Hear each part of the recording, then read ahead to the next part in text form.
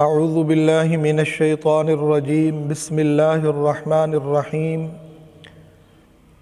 آج کی ہم اس ویڈیو میں بات کریں گے خواب کے اندر جناب محمد الرسول اللہ صلی اللہ علیہ وسلم کی زیارت کرنا،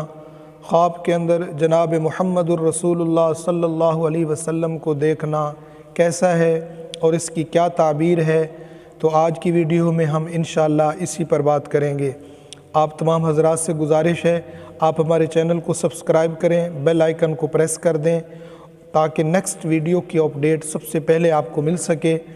اور آپ سے یہ بھی گزارش ہے کہ پورا ویڈیو کو دیکھیے گا اور پھر اپنی رائے کا اظہار ضرور کیجیے گا۔ جناب محمد بن سیرین رحمۃ اللہ تعالی علیہ فرماتے ہیں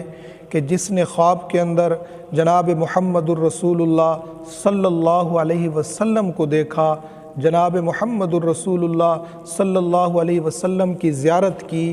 وہ شخص پریشانیوں، تکلیفوں، مصیبتوں، آزمائشوں سے چھٹکارا حاصل کرے گا۔ جس نے خواب کے اندر جناب محمد الرسول اللہ صلی اللہ علیہ وسلم کو دیکھا، گویا اس نے نیک لوگوں کو دیکھا، گویا اس نے اولیاء کو دیکھا، گویا اس نے ولیوں کو دیکھا، گویا اس نے شہداء کو دیکھا، گویا اس نے صالحین کو دیکھا، گویا اس نے صحابہ کو دیکھا، تابعین کو دیکھا، تبع تابعین کو دیکھا، نیک لوگوں کو دیکھا، انبیاء کو دیکھا۔ اسی طرح جس نے خواب کے اندر جناب محمد الرسول اللہ صلی اللہ علیہ وسلم کی زیارت کی، اگر وہ قیدی ہے تو وہ بہت جلد رہائی پائے گا، اگر وہ پریشان حال ہے تو وہ بہت جلد خوشحال ہو جائے گا، اگر وہ تنگ دست ہے، غربت میں ہے، بے روزگاری میں ہے تو وہ بہت جلد خوشحال ہو جائے گا اور روزگار والا بن جائے گا، کاروبار والا بن جائے گا۔ اسی طرح